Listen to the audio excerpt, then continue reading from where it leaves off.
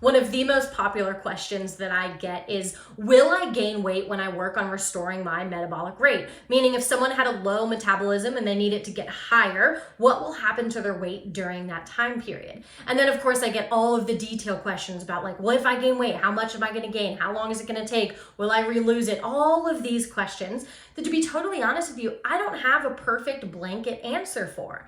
And the reason that is because it's different for every individual. Everybody has a different trajectory, and everybody's body is going to change in a different way when they work on restoring their metabolism throughout this process.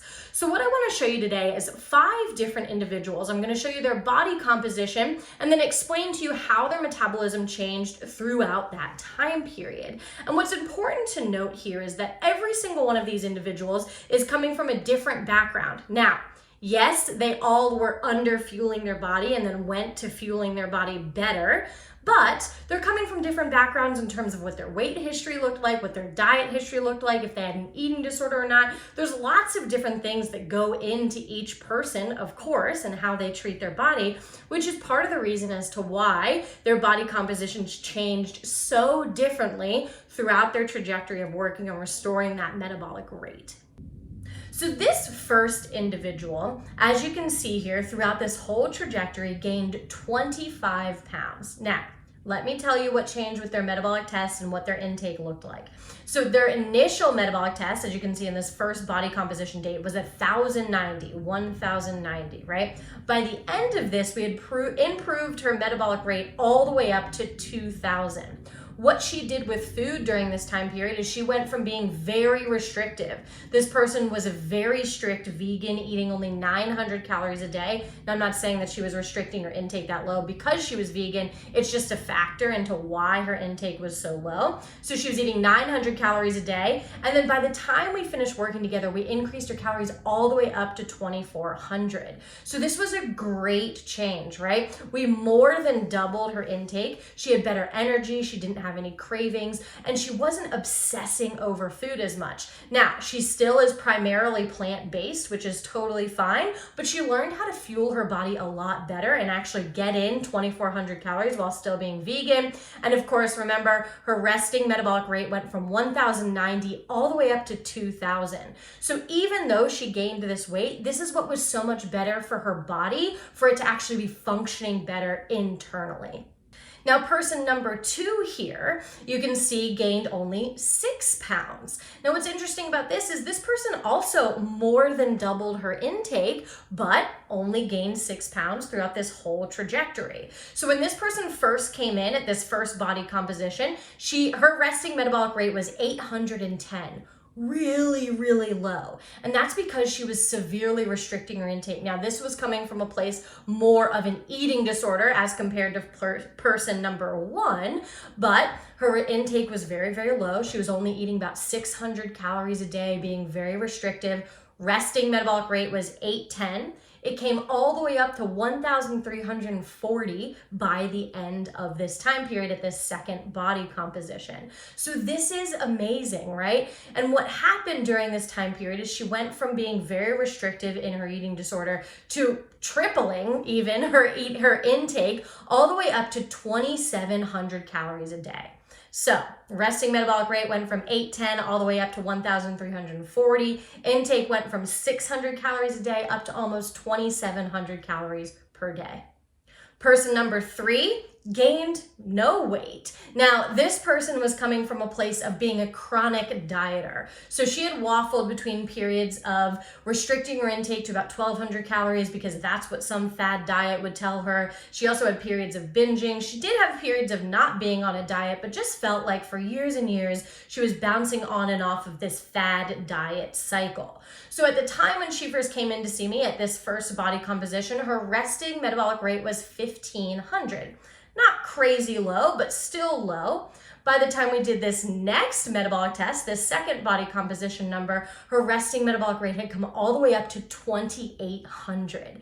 So her resting metabolic rate did great, went from 1,500 all the way up to 2,800, and she gained no weight during this time period. What's important to note about her intake is she went from taking in 1,200 to 1,500 calories a day or even less, all the way up to 2,600 calories a day, which is excellent because she's no longer on this fad diet cycle. She actually has better energy to do the workouts that she does. She noticed that she's not craving carbs and sweets. She also notices that she doesn't do this pattern of like being good during the week and then binging over the weekends. Her intake is much more consistent. So resting metabolic rate increased from 1,500 all the way up to 2,800. Intake went from about 1,200 calories a day all the way up to 2,600 calories a day. And this person gained no weight in that process. Person number 4 is actually a similar story to person number 3. Someone who was sort of a chronic dieter, had done lots of different fad diets, couldn't figure out why she wasn't losing weight or why her weight was actually just increasing. This person had noticed that more specifically over the past 5 years before coming in to see me, her weight had just steadily been creeping up and she had no idea why. But also during that time period, she was on and off of 1,200 calorie fad diets or whatever was popular at the time. So when this person first came in, she was eating about 1,400 to 1,500 calories per day. Her resting metabolic rate at this first body composition was 1,700 calories per day. Again, not super low, similar to person number 3, but we were able to improve it. By the second time we did her metabolic test, this next body composition, it came all the way up to 2,150. So from 1,700 to 2,150, that's a really good improvement. What happened with her intake is she went from taking in about 1,500 calories a day all the way up to 2,300. And then, similar to person 3, this person found that she was no longer having cravings. She wasn't gaining any more weight. And if anything, this person lost 1 pound during this time period. But what was so important to her is that her weight was finally stabilizing, right? She didn't even care that she had lost 1 pound. She was so concerned that over the past few years, she had just been constantly gaining weight. She was thrilled to hear that she was eating more than she ever had, eating 2,300 calories a day, and her weight was stabilizing. So metabolic rate went from 1,700 to 2,150. Intake went from about 1,400 all the way up to 2,300. And body composition-wise, this person actually lost 1 pound. And then lastly, we have someone that's sort of similar to person 1 and a little bit of person 2. It's kind of a mix, that's why I put it in here. But this is someone who is coming from a very severe eating disorder place and actually gained 30 pounds through this journey of recovery and restoring her resting metabolic rate. So this person, when she first came in, her resting metabolic rate was 700, really, really low, right? It had come all the way up to 1,410 by the time we did it the next time at this next body composition. And as I mentioned, she gained 30 pounds in this process. The reason that happened is because this person went from severely restricting her intake and over exercising, doing about 2.5 hours of exercise 7 days a week, and only eating 400 calories a day. So she was eating 400 calories a day, doing 2.5 hours of exercise every single day. So that her intake went from 400 all the way up to 1,700 to 1,800, and that was necessary because of her severe eating disorder. So this weight gain was all her body trying to restore some of that damaged lean mass and get her body to a place where it was actually functioning. Now, I know this can be terrifying to hear, especially for those of you listening that do have an eating disorder, but this is really important to point out because this was important for her body's healing.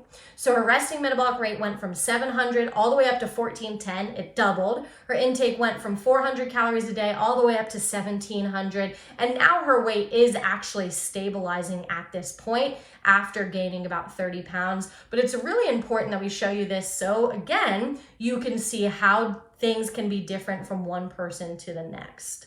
So there you can see 5 different individuals and different changes in their weight throughout their process of restoring their metabolic rate. So what we saw is some people gained weight, some people didn't gain any weight, one person lost a little bit of weight, and that is how this process goes. What's so important to pay attention to, and the reason why I wanted to show you all these different case studies, is that everybody's body is unique. And as scary as it can be, you need to trust the process, that we have to heal your body internally. It's not worth starving yourself and living with low energy and constant cravings and this pattern of binging restricting or whatever it might be.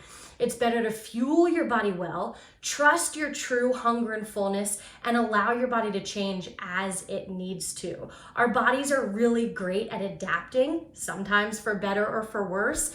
Try to trust the process, as hard as that can be.